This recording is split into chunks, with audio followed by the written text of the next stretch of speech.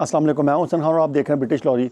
बहुत से लोगों ने पाकिस्तान से और इंडिया से मुझसे रब्ता किया और उन्होंने पूछा कि यार इधर का यूके में, लंदन में अगर आपने सॉफ्टवेयर इंजीनियर की जॉब लेनी हो तो उसका इंटरव्यू प्रोसेस क्या है। तो मैं आपको इंटरव्यू प्रोसेस बताऊंगा। ये सेम होगा यूके वालों के लिए भी और जो यूके के बाहर से अप्लाई करते हैं उनके लिए भी। मैंने कुछ चीज़ें लिखी हुई हैं, वो मैं आपको एंड पे बताऊंगा कि इंटरव्यू क्वेश्चंस जो हैं वो कैसे पूछे जाते हैं। वो सारे जो क्वेश्चंस हैं वो मैं आपको वीडियो के एंड में बताऊँगा। पहले मैं आपको बताऊँगा कि इधर का इंटरव्यू प्रोसेस क्या है।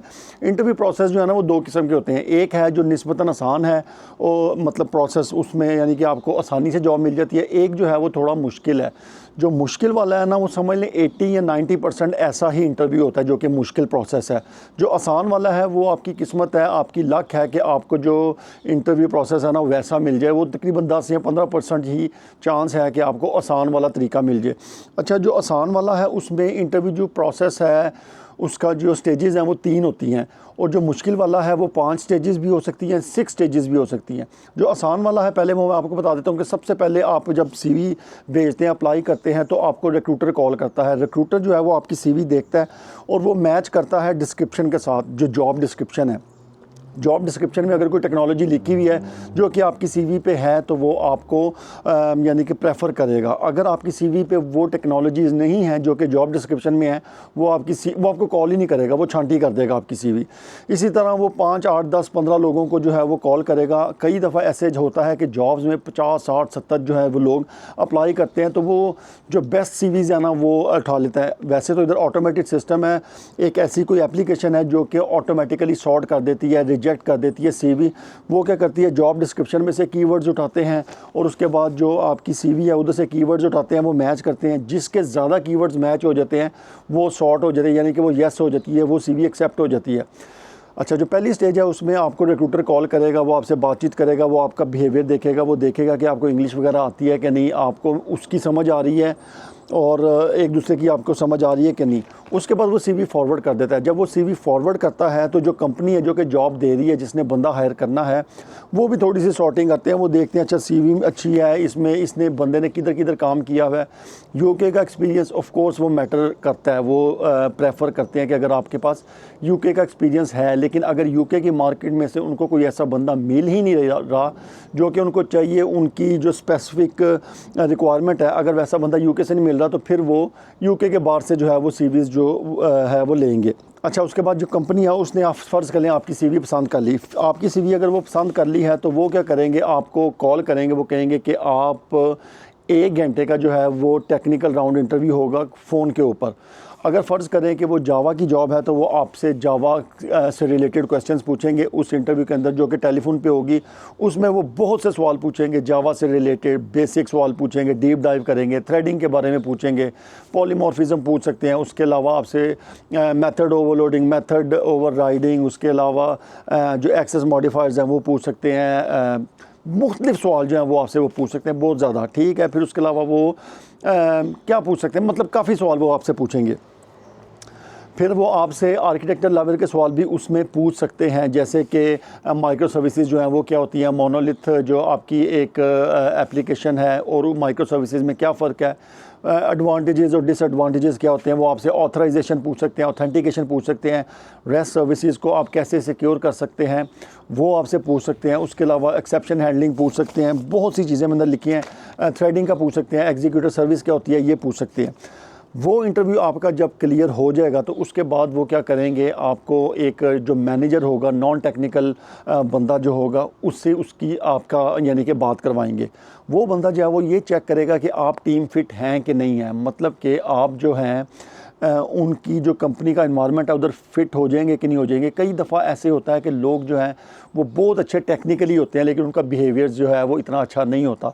तो ये जो मैनेजर होता है नॉन टेक्निकल, वो आपका बिहेवियर देखता है कि क्या आप उनके इन्वायरमेंट में काम करेंगे कि नहीं करेंगे। अगर उनको आप पसंद नहीं आए तो रिजेक्ट, अगर आप पसंद आ गए तो वो आपको हायर कर लेंगे। ये 3 स्टेजेस होगी, पहला रिक्रूटर, दूसरा टेक्निकल टेलीफोन पे और तीसरा बिहेवियर। ये बहुत आसान वाला इंटरव्यू मैं आपको बता रहा हूँ जिसके चांसेस बहुत कम हैं। 10 नहीं तो 15% ऐसे चांस हैं कि आपको ऐसा इंटरव्यू मिल जाएगा। ज़्यादातर जो इंटरव्यू होते हैं वो होते हैं लॉन्ग प्रोसेस होता है, 4 स्टेजेस, 5 स्टेजेस, कई दफ़ा 6 स्टेजेस भी हो जाती हैं। ये मैंने दोनों किस्म के इंटरव्यूज़ दिए हुए हैं। मुझे ऐसी भी जॉब्स मिली हैं जिसमें क्विक इंटरव्यू हुआ, 2-3 स्टेजेस पास।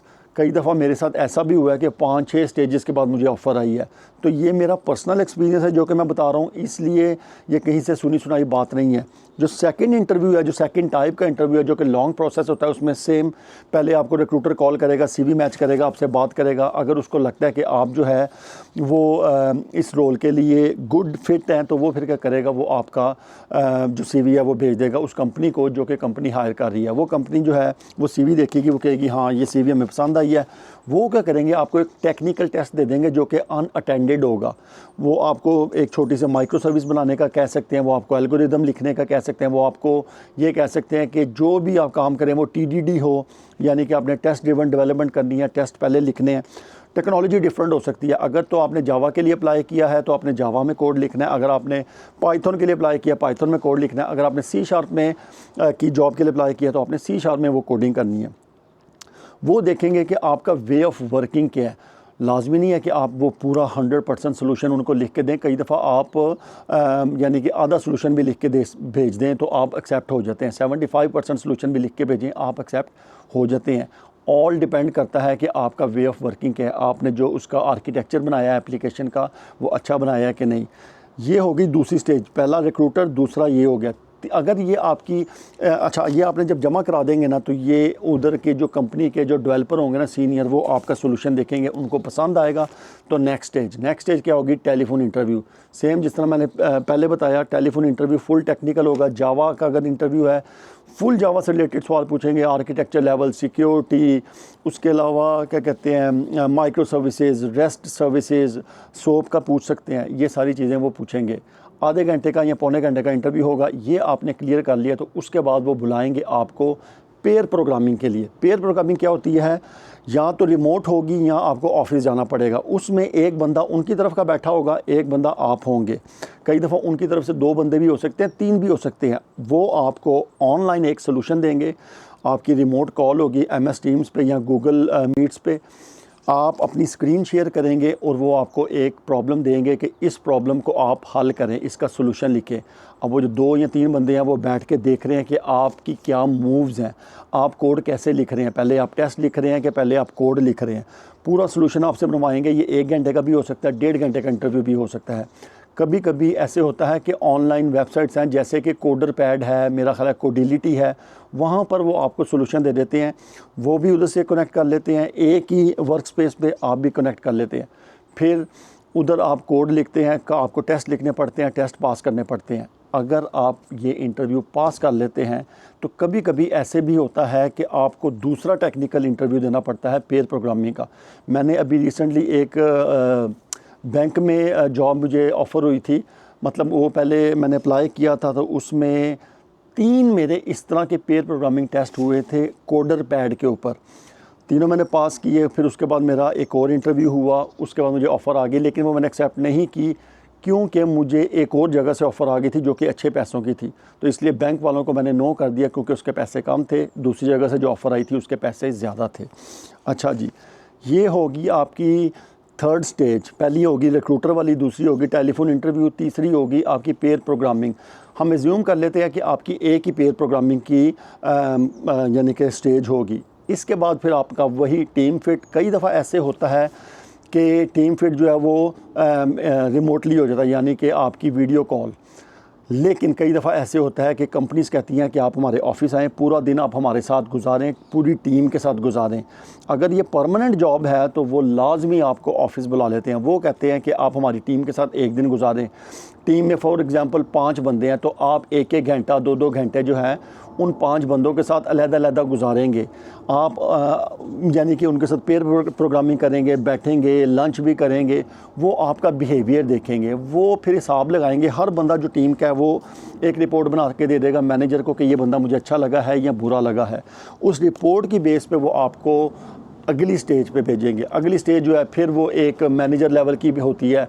वो उसमें आपसे मुख्तलिफ सवाल पूछ सकते हैं। फिर आपसे नॉन टेक्निकल सवाल भी पूछे जा सकते हैं, जैसे कि आप कैसे काम करते हैं, फॉर एग्जांपल मेथोडोलॉजी क्या यूज़ करते हैं, वाटरफॉल तो नहीं यूज़ करते या एजाइल यूज़ करते हैं। फिर उसके अलावा ऐसे सवाल पूछ सकते हैं कि अगर आपको कोई प्रॉब्लम हो किसी टीम मेंबर के साथ तो आप उसको कैसे सॉल्व करेंगे। वो आपकी पर्सनैलिटी बेस्ड क्वेश्चन जो है वो पूछ सकते हैं। ये 5वीं स्टेज मैं बता रहा हूँ। उसके बाद अगर ये स्टेज आपने क्लियर कर ली तो फिर आपको वो ऑफ़र लेटर दे देंगे। सैलरी नेगोशिएशन जो है वो एंड पे आप HR के साथ कर सकते हैं। वो जो है उसको मैं इंटरव्यू स्टेज नहीं कंसिडर करता, क्योंकि वो HR के साथ सैलरी नेगोशिएशन है, तो उसमें आपको जॉब तो ऑफ़र ऑलमोस्ट हो गई होती है, तो वो बारगेनिंग हो रही होती है। आप कहते हैं कि मुझे फ़र्ज़ करें 60,000 चाहिए, वो कहते हैं नहीं हमारा बजट 40,000 का, तो वो नेगोशिएशन है, उसको मैं काउंट नहीं कर रहा। कई दफ़ा मैंने आपको जैसे पहले बताया कि जो टेक्निकल स्टेज है जो कि पेयर प्रोग्रामिंग टेस्ट है वो कई दफ़ा 2-3 स्टेजेस भी हो जाती हैं। मेरे साथ ऐसा हुआ है, इसलिए मैं आपको बता रहा हूँ ऐसा हो सकता है। बहुत से लोग जो हैं वो कहेंगे कि नहीं ऐसा नहीं होता, लेकिन मेरे साथ क्योंकि हुआ है इसलिए मैं आपको बता रहा हूँ ऐसा हो जाता है। अब मैं आपको बता देता हूँ कि वो सवाल किस किस्म के पूछ सकते हैं। फॉर एग्ज़ाम्पल जावा के इंटरव्यू के लिए आप जा रहे हैं, उसमें वो आपसे ये पूछ सकते हैं कि difference between hash map, hash table, अरे लिस्ट और वेक्टर में क्या फ़र्क है। फिर उसके अलावा वो स्प्रिंग, अगर आपने स्प्रिंग पे काम किया है तो स्प्रिंग के बीन के स्कोप्स पूछ सकते हैं। जैसे कि आपको पता होगा सिंगलटन है, प्रोटोटाइप है, सेशन, ग्लोबल सेशन, ये आपसे पूछ सकते हैं। फिर वो ये पूछ सकते हैं कि ये जो स्प्रिंग बीन्स के स्कोप्स हैं इनमें फ़र्क क्या है। वो आपसे एग्रीगेशन का पूछ सकते हैं, डिज़ाइन पैटर्न्स आपसे पूछ सकते हैं, वो आपसे कंपोजिशन पूछ सकते हैं, एग्रीगेशन पूछ सकते हैं क्या फ़र्क है इसमें। वो आपसे चेक्ड एक्सेप्शन, अनचेक्ड एक्सेप्शंस वो पूछ सकते हैं, एरर क्या होते हैं। फिर उसके अलावा मॉनिटरिंग टूल्स का पूछ सकते हैं, आपने किन मॉनिटरिंग टूल्स में काम किया, जैसे कि जे प्रोफाइलर अगर आपने उस पर काम किया। फिर आपसे वो पूछ सकते हैं कि आपने BDD की है, यानी कि बिहेवियर ड्रिवन टेस्ट लिखे हैं, क्यूकम्बर में काम किया है, यूनिट टेस्ट लिखे हैं कि नहीं लिखे। ये चीज़ें वो आपसे पूछेंगे। अगर आप कहेंगे हाँ मैंने किया है तो फिर वो आगे जाएंगे, वो कहेंगे अच्छा जी अब बताओ कि ये क्या होते हैं। फिर वो आपसे एग्जीक्यूटर सर्विस का पूछ सकते हैं, थ्रेडिंग का पूछ सकते हैं, अगर आप जावा में काम करते हैं, वॉलेटाइल क्या है वो पूछ सकते हैं आपसे। फिर आपसे वो पूछेंगे सॉलिड प्रिंसिपल्स, आपको पता होगा सॉलिड प्रिंसिपल्स क्या होते हैं वो पूछेंगे। प्रेडिकेट का पूछ सकते हैं, जावा 8 के बारे में पूछ सकते हैं। मेथड रेफरेंसेस क्या होते हैं ये पूछ सकते हैं। फिर उसके अलावा अगर आपने हाइबरनेट में काम किया है, हाइबरनेट के बारे में पूछ सकते हैं, हाइबरनेट इंटरफेसेस कौन से हैं। फिर उसके अलावा वो आपसे पूछ सकते हैं, जैसे मैंने बताया सॉलिड क्या होता है, जैसे single responsibility, open close principles, ये आपसे पूछ सकते हैं। डेटाबेस के बारे में पूछ सकते हैं, सीक्वल जो स्टेटमेंट्स हैं वो पूछ सकते हैं। फिर उसके अलावा आपसे वो ये पूछ सकते हैं कि OAuth क्या है, यानी कि ऑथेंटिकेशन, ऑथराइजेशन जो है वो आप कैसे कर सकते हैं। फिर उसके अलावा वो आपसे ये पूछ सकते हैं कि एक रेस्ट सर्विस को आपने सिक्योर कैसे करना है। एक बड़ा इंपॉर्टेंट सवाल है जो कि वो लाजमी पूछते हैं, अक्सर पूछते हैं कि आपने फ़र्ज़ करें एक रेस्ट सर्विस लिखी और आपकी रेस्ट सर्विस एक और रेस्ट सर्विस को कॉल कर रही है, लेकिन जिसको आप कॉल कर रहे हैं वो स्लो है उसका रिस्पॉन्स। तो अगर उसका रिस्पॉन्स लो है तो आप उसको कैसे हैंडल करेंगे कि आपके जो यानी कि कंज्यूमर हैं उनको फ़ील ना हो कि आपकी सर्विस लो है। कैश, आपने सुना होगा कि कैश क्या चीज़ है, उसके बारे में वो आपसे पूछ सकते हैं। इस तरह के और बहुत से सवाल हैं जो कि वो आपसे पूछ सकते हैं। अगर आपको लगता है कि मैंने कोई चीज़ मिस कर दी है, कोई आपके सवाल हैं, तो वो आप जो है कमेंट सेक्शन में लिखें तो मैं उसका जवाब दे दूंगा। फिर इसके अलावा वो डिज़ाइन पैटर्न्स के बारे में पूछ सकते हैं, जैसे MVC एक डिज़ाइन पैटर्न है, बिल्डर एक डिज़ाइन पैटर्न है। वो आपसे पूछेंगे ये क्यों यूज़ होते हैं, आप इसको कैसे यानी कि बिल्डर पैटर्न को लिखते हैं।